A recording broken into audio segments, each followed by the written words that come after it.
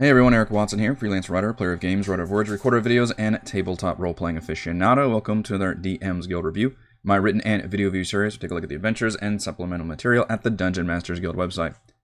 This video will be reviewing the Monster Book Monster Manual Expanded 3, designed by Manix Dragonix, Menensala for Dungeons & Dragons 5th edition. This review has been sponsored by the publisher, and a review copy has been provided for the purposes of this review. If you are interested in a sponsored review, please reach out to me via email, Twitter, or Discord, or on my submission form at roguewatson.com. And if you enjoy the content, consider using my affiliate links for online shopping and supporting me via patreon.com/roguewatson. I previously reviewed the first Monster Manual Expanded book and thought it was an awesome supplement that took the original 5th edition Monster Manual and took, stat blocks like harpies and minotaurs and goblins and just gave us additional variants of a lot of those monsters. It wasn't so much as new monster content as taking ones that we already had that were classic monsters that really only had maybe one or two stat blocks in the monster manual and then gave us a couple more, which is a really cool idea.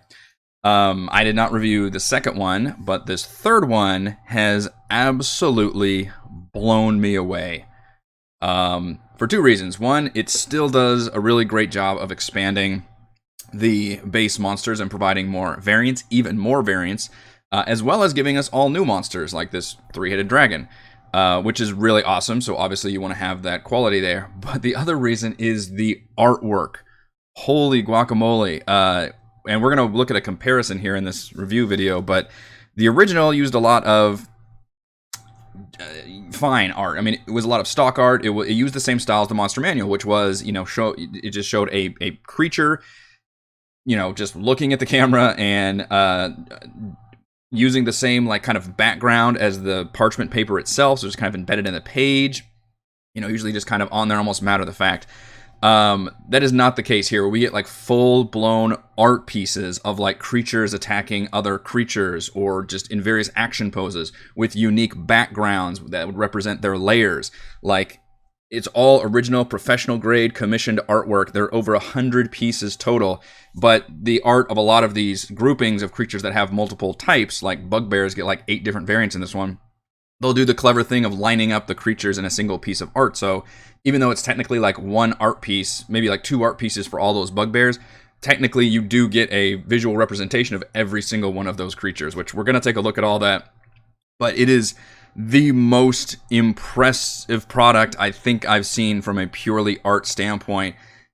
And that's already being impressed from the actual creature stat blocks. So this is easily one of the best products I have looked at all year, and it pleases me to no end to effuse praise upon it because it's very exciting to review such a cool Monster Manual product. Let's dive in here. So this monster is nearly 300 pages long with over 300 monster stat blocks. Now, some of those are variants, so a goblin beast lord or a gnoll whatever and a sawagan whatever. There's variants of all these basic creatures, which are still very good to have. And anytime you have a layer filled with those creatures, it's, I think, really fun to be able to use different kinds of stat blocks versus just all for one minion and then the one boss stat block. So we get a lot of those, as well as some really cool original creations, which is a lot of fun to see. And I wrote down some of my favorites because pretty much the only way we're going to review a 300-page book in 20 or 30 minutes is to just kind of jump around to the ones that I want to highlight in particular. So that's kind of what we're going to look for. Archons is a really cool expansion of Celestials. As somebody who played in a high-level campaign that featured almost exclusively demons and angels warring each other, my DM would have really loved to have all of these stat blocks because these provide more militant and varied versions of Celestials, which is a huge underrepresented type in D&D. And as you can see here, this is an example of how to do that lineup art I was talking about. So when you have a group of monsters, and you have multiple stat blocks for all those monsters. They're different variants. They might share certain traits. In this case, they all have this aura of menace that makes them all these archons. But then they still have their own individual stat blocks, and obviously they look very different here. Then we get these cool lineup art, which this reminds me of Princes of the Apocalypse did this too really effectively, where it had those unique cultists, the Crushing Wave Reaper and Crushing Wave Priest and all that. And they had one piece of art that just had multiple creatures kind of lined up there.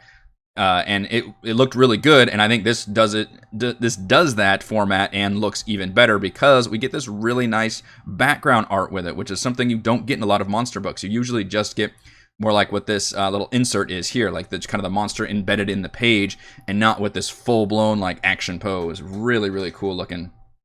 We're gonna jump ahead to these Aswangs, which are demon like shape-changing lycanthropes. I'm not gonna go over their stat blocks too much, but they are like the nightmare fuel. But just the artwork is really, really nifty here and suitably scary and freaky. But you can see here how it takes up like full half pages, and their stat blocks, even for low level, CR 3 and 4, can be very, very complex, which is fine. Not every creature is like this. They're not, hugely complicated or anything. But given that we have all these monsters before, and this is the third one in a series, I'm actually kind of fine with having creatures that are a little more complicated to run and a little more interesting for the DM and players to be able to handle.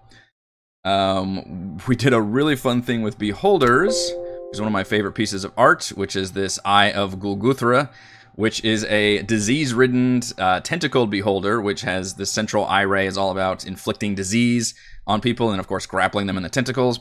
I love the Gorbles, which are small, diminutive beholders with no central eye. They just have these maws, and they just, swarm people like little, just a fun like idea for like little beholder creatures that don't have really all the spell casting and eye rays. They're just kind of minions that chomp on you and grapple onto you, and you can see this artwork, which I love, and a lot of this art does this. It's monsters attacking other monsters. There's a really great picture later on with the Ilitha Dragon, which is exactly what you think it is, like just destroying, and I think it's an Umber Hulk. Just absolutely incredible art throughout. The Bugbears is a great example of the base class, which again we only got 2 of, I believe, in the original monster manual, which was the just standard Bugbear, which I think was a CR1, and then like a Bugbear Chieftain, which was maybe a CR2 or 3. In this case, if you want to run a Bugbear tribe, you've got 8 different variants to work with: a Witch Doctor, a Warlock, a Hunter, the Boss, the Blood Ghost Berserker, the Beast Lord, the Dread Eye of Grunkle, and the Dark Claw of Skigrat. And all of these creatures, obviously inspired from player classes, but all have their own little unique features. Now, they're all Bugbears, so they all share the surprise attack feature, which is how it links a lot of these, base minions. So they'll all have one, like goblins, all have the disengage, whatever that ability is. And that kind of links them together, but then they'll all have their very specific weaponry. They'll have their own abilities, like the Beast Lord can just summon like rats and wolves or wargs. And some of these are meant to be bosses, even though they're not, big tier 3 and tier 4, but they're meant to be boss type stat blocks, which means they have legendary actions and legendary resistance, which is a huge plus because you can have fun bosses that aren't necessarily literal giant dragons or monsters and still want to tailor that to the level of your party. So I really love that when we're given mid bosses that are still bosses of their people, of that group that you're fighting against, and to make them bosses in D&D, you've got to give them legendary resistance and legendary actions. That's really the only way, is by breaking that action economy. Obviously, you want to give them minions too, but don't just use a big stat block. They have to have those boss type abilities, and I think that's a huge plus. And multiples have these. You can see there's actually like 3 or 4 of these high level Bugbears have legendary actions and resistances, which is awesome. So you can have these just badass like boss level Bugbears for your Bugbear tribe. The Clockwork Beholder is another really great piece of art. Again, look at how good the background sells this art, too. You can just picture him in this kind of ancient arcane laboratory, these spiraling stairs. That's so good, and it's something that I went back in all these other monster books, and they just don't do that. They have just the monster art, embedded in the page, so that adds so much to it. But instead of the anti-magic cone ray, it's got a spell reflecting and redirecting ray, which makes it instantly even more dangerous than just turning off spells. It can actually rotate them around, and I believe it can redirect them as part of a reaction, which is awesome. For some interesting new creatures, we've got, this is actually just the next page, I believe. The Deep Spawn, which is this spherical nightmare creature with 6 different appendages. 3 of them are heads, 3 of them are like tentacles, and it can spawn creatures that it's previously devoured as these like clones of whatever creature up to a CR3, which means you can give it all kinds of interesting minions running around its lair. as just whatever it's been able to get into. It can have that be this kind of clone minion that it follows its orders by. The Hierophant of Annihilation is something that births Bodax, which is a powerful creature seen in, I believe we saw it in Tomb of Annihilation. These are like lieutenants of Orcus himself. There's only like 7 of them. They're straight up like in Thanatos, like guarding different temples on the way to Orcus. They are CR 19, and they make Medusas look cute because with their death gaze, if you don't avert your eyes, you can fail on a DC 20 saving throw and just be reduced to 0 hit points straight up. Just absolutely terrifying. Really cool for a high level threat though. Do you like dragons? Because we've got a ton of dragons. You'd think by now we've seen every dragon imaginable. Like dragons, it's such a common thing. There's dragons, all kinds of different dragon flavors. Even the monster manual just has dragons. So many dragons. We don't go too overboard on the dragons here, which I appreciate, but it does feel like it's necessary in every D&D book to just include several flavors of dragons. It's almost to the point where I roll my eyes when I get to the dragon part because, like, what have we not seen yet? Like, I've seen all kinds of dragons. Well, I will hand it to here, even on this 3rd Monster Manual expanded series. The dragons are pretty cool. There's a brown dragon, which is an unfortunate name, but at this point, all the colors have pretty much been taken. That deals in sand and specifically like hides in sand, burrows through sand, and pops up out of sand. So it'd be cool in a desert situation. There are gray dragons, which are covered in spikes and are just sadistic hunters and like to stab people with their like just covered in all these different spikes and their acid breath. But I really like the purple dragon, which looks like a freaking torpedo. Kind of looks like the bullets, the blaze.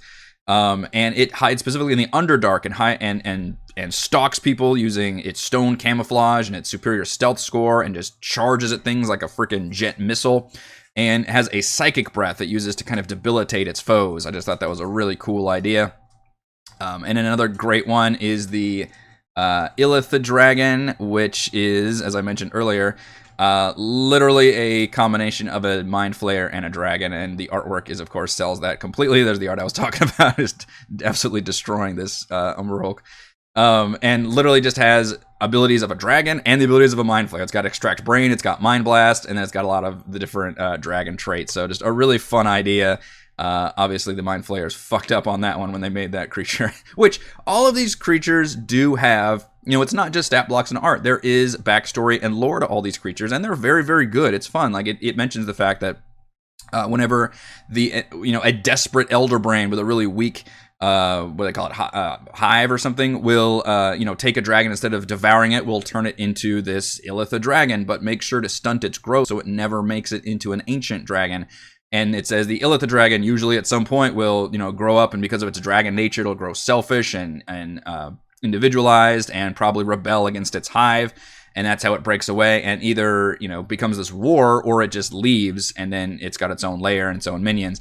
All that is included in its description, which is, it's not like this huge, long, stories and stories of information, but it's enough to make things interesting, explain how this creature exists and where it can be found and generally what it does and how it acts. So all of that information is there and very, very helpful.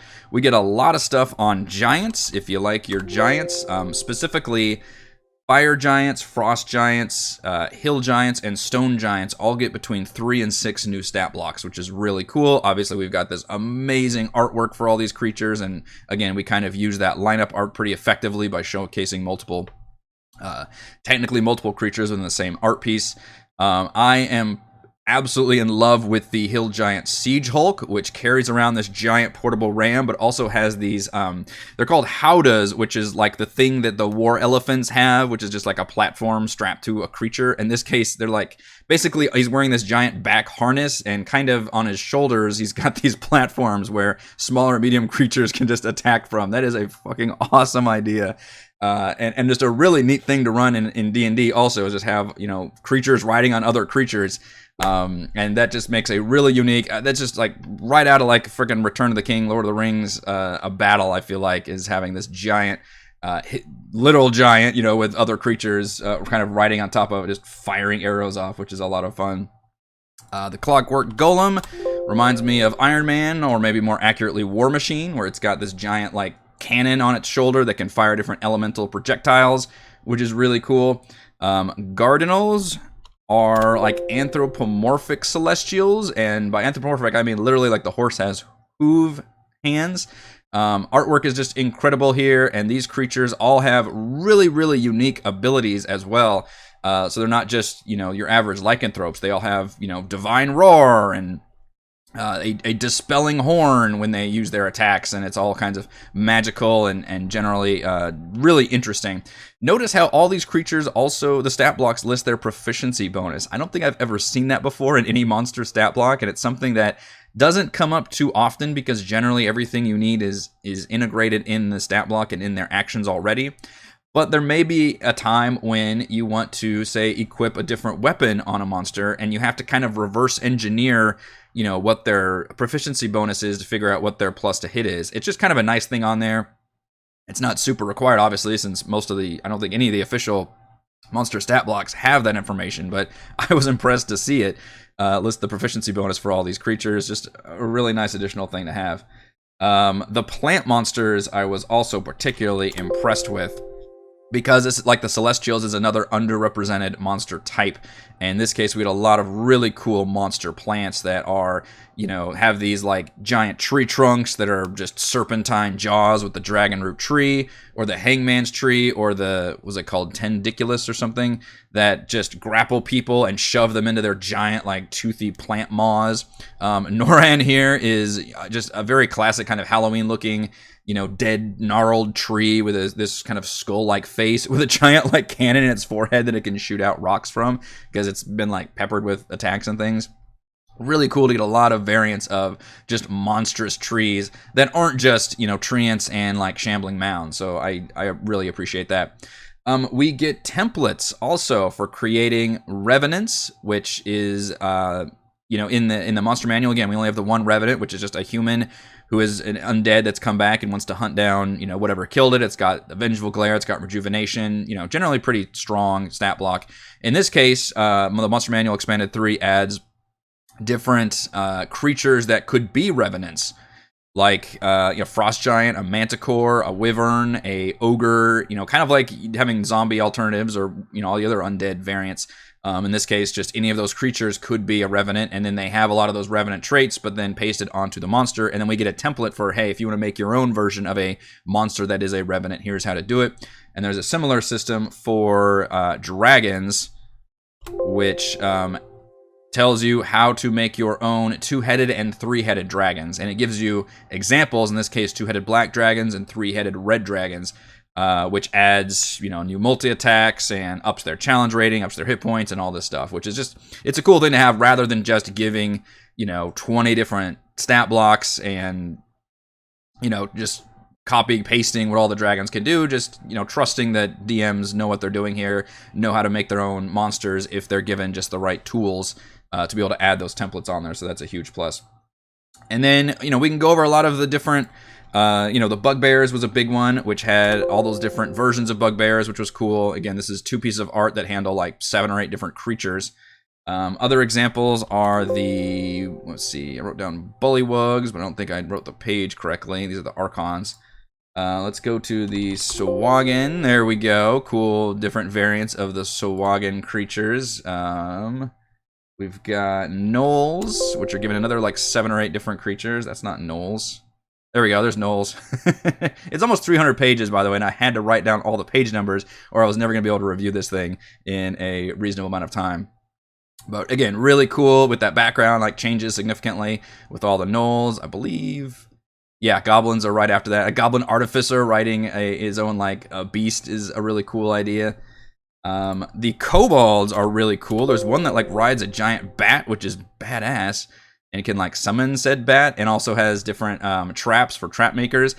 Also, I would like to call out if the designer has played Neverwinter Nights 2. I think it was Neverwinter Nights 2, or no, maybe it was the first one. One of the Neverwinter Nights had a kobold companion who was a kobold bard named, I think, Deacon. And it was a fan favorite. It was just a goofball, just had a really fun voice and all that. And there's totally a Kobold Dragon Singer here that seems like it is absolutely inspired by that NPC from Neverwinter Nights. So huge thumbs up. I'm glad I caught that reference, if that is indeed the reference, and we get a lot of new fun which kobolds are fun anyway, and if you had Tomb of Beasts and all that, you already had a lot of kobold stat blocks, but still, it's impressive that I really didn't see any like copy-paste jobs from other sources. I was very, very impressed with just the originality, especially this late in, this is the third book in this series, and I've reviewed just a ton of different monster supplements, and I still found a lot of really fun original ideas and variants of existing creatures to make me just really, really impressed with this product. And finally, at the end, so we do get NPCs, by the way. I kind of glossed over that. And the NPCs have a lot of artwork that I have seen before. I think these were taken from other, maybe previously commissioned artwork, but not necessarily original commission for this product. And at this point, I believe a lot of the non-player art, or a lot of the non-player characters, which again, NPCs just means they are like basically humanoids. These aren't monsters. These are humanoids of, that aren't just commoners or whatever else. And honestly, some of probably the most useful ones to have, because that's what a lot of players are going to run into on a day-to-day basis.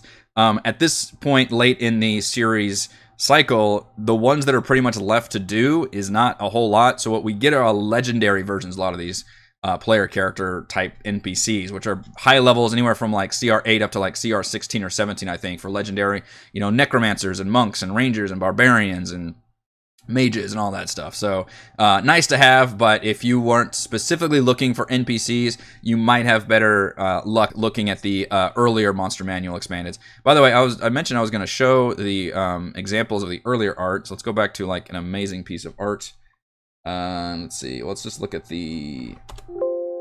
where's the Ilitha Dragon? All right, so look at that, and then this is the original Monster Manual expanded that I have open right now.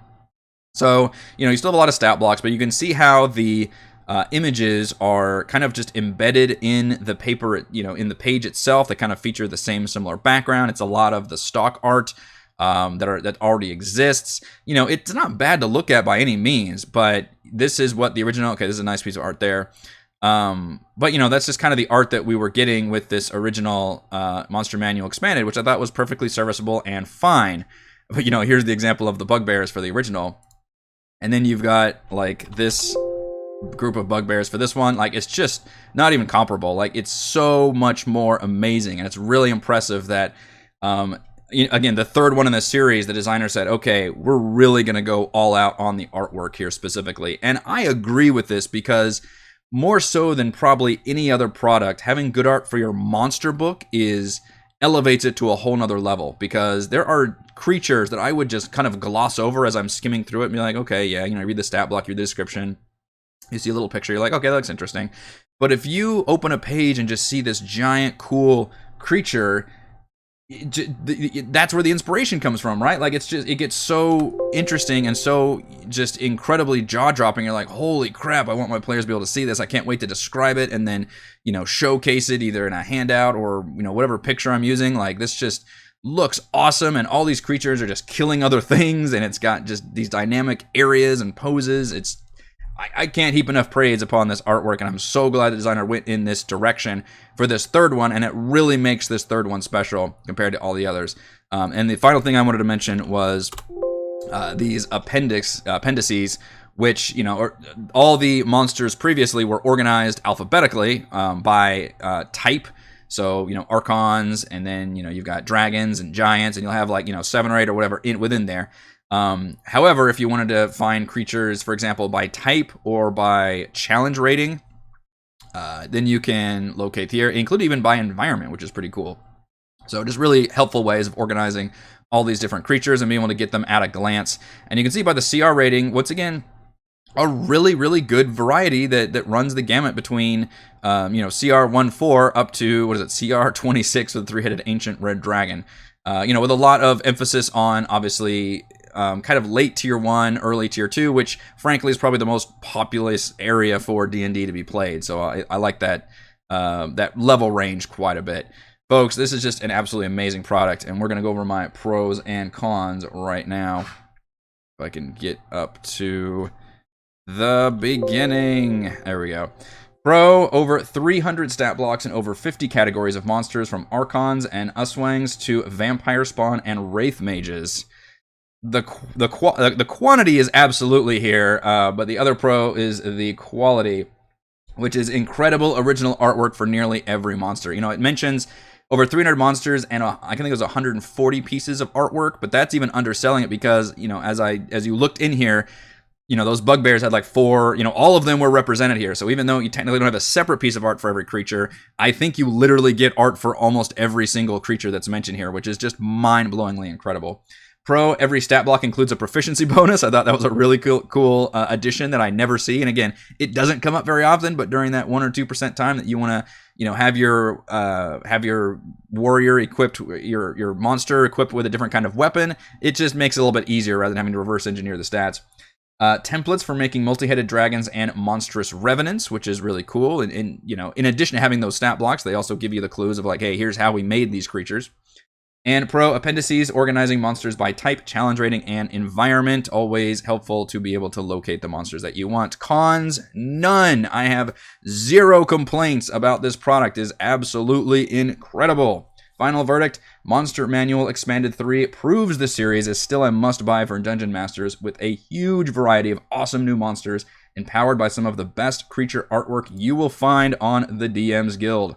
Thank you everyone for watching this video review. You can see my written review at roguewatson.com. You can watch more reviews and follow our own D&D adventures here on my YouTube channel. And you can support my work at patreon.com/roguewatson. Thank you.